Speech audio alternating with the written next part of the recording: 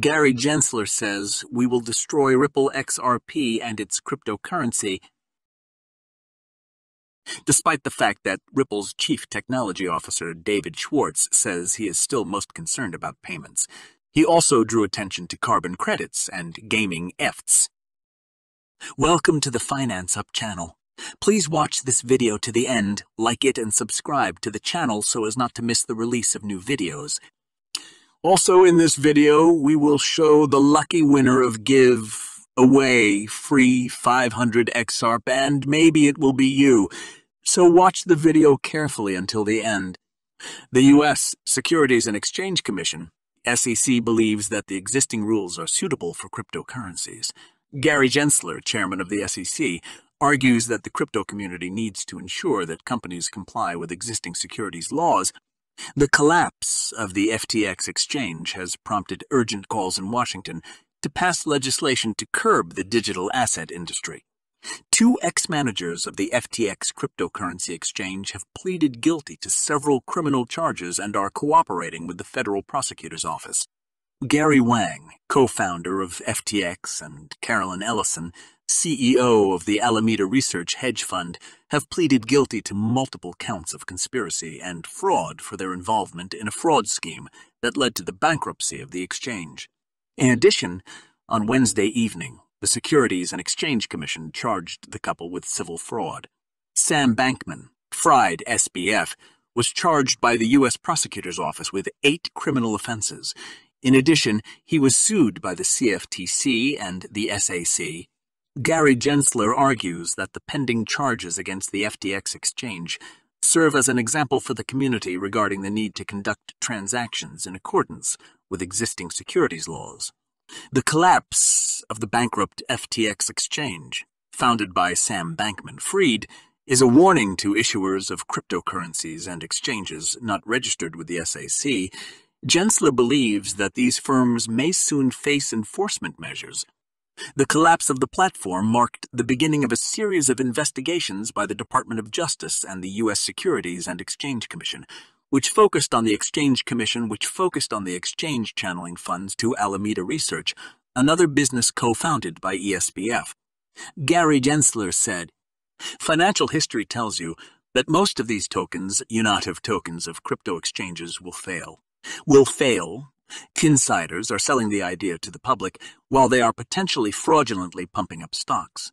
This leads to distorted incentives and exposes the public to an even greater risk that the token will not be properly registered and will not be properly disclosed, as well as will not comply with various provisions of the securities law on combating fraud and manipulation." The chairman of the Securities and Exchange Commission stated that he supports legislation regulating cryptocurrency sectors, such as stablecoins. The U.S. securities law is robust and covers most of the activities in the crypto ecosystem, not limited to tokens, but especially including intermediaries in cryptocurrency securities. Lawyer James Phelan added that, at the same time, all other lawyers continue to participate in the process. According to James Phelan's Twitter post, lawyer Rodrigo Sayre has filed a motion to participate in the trial. Sierra filed a petition for Pro Hack Vice on behalf of Amicus Curiae Paradigm Operations, LP.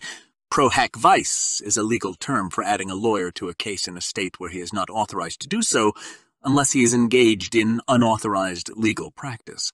Earlier, the investment company Paradigm, specializing in cryptocurrencies, filed a petition asking for permission to file an amicus opinion in an ongoing lawsuit.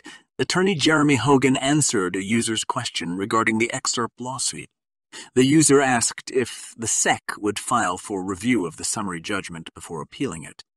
Hogan said the commission could move on to a second review. He added, however, that he doubted the SEC would appeal after the loss. "So far, it looks too dangerous." Hogan said that if the SEC loses the appeal, it will become the supervisory authority. This could lead to the SEC losing the case in the Second Circuit. Hogan believes that the Securities and Exchange Commission will not take risks, as it would be reasonable to act here. However, the Commission can then focus on the exchange and fraud taking place in the crypto market, After the failure to prevent and take action against SPEF and FTAXOF and FAX, the XRP lawsuit became more important than ever for the Commission. At the moment, Ripple and the SEC have appealed to District Judge Annalisa Torres with a request not to send XRP's lawsuit to court and rule in their favor in summary proceedings. Cardano co-founder and former Ethereum co-founder Charles Hoskinson, despite his promise to stop discussing XRP, nevertheless regularly continues to participate in Twitter battles with the XRP army, allowing himself all sorts of statements in the direction of the cryptocurrency and its community. Ripple coup David Schwartz apparently couldn't stand it and recommended Charles Hoskinson to take a time out after reading his comments about the Ripple community and the XRP token, where he called the community toxic and the XRP token having no technical value. You can wait a few days, reread this tweet, and think if you are sure that this is the combination of things you really want to say. The co-founder of Cardano believes that XRP army is toxic and expressed a desire to distance himself from toxicity. The confrontation began back in September after Hoskinson stated that the XRP community tried to invent a great conspiracy of blatant corruption between SEC insiders and Ethereum, for which he was criticized by the XRP community. And after Hoskinson shared his belief that Ripple would settle the lawsuit with the U.S. financial regulator on December 15, the community erupted in criticism and called the Cardano co-founder a liar. Hoskinson believes that the XRP community ridiculed him for rejecting their conspiracy theories related to the case, and states that the XRP army is ready to viciously attack a person who, frankly, did not attack them. Hoskinson tweeted, "It makes no sense to invite toxicity into your life. It's insulting and pointless. Even saying this now, you can hear mocking children's memes. Life is too short. Go ahead and cut it out. XRP does not provide partnership or technical advantages. The community is toxic and petty. I can live without it." The year 2022 became difficult for the cryptocurrency ecosystem when the leading cryptocurrencies fell significantly in price compared to last year. The price of Aether, the price of XRP, brought 58.7 losses to holders year on year. For Cardano holders, the annual return is minus 70.8.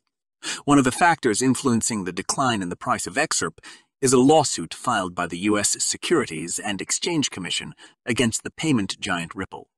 As 2022 comes to an end, experts believe that the SEC's lawsuit against Ripple will end with a positive outcome for the payment giant in the first half of 2023.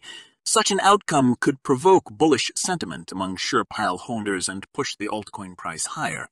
You can see the current price of XRP on your screens, with a daily trading volume of $648,452,340 used.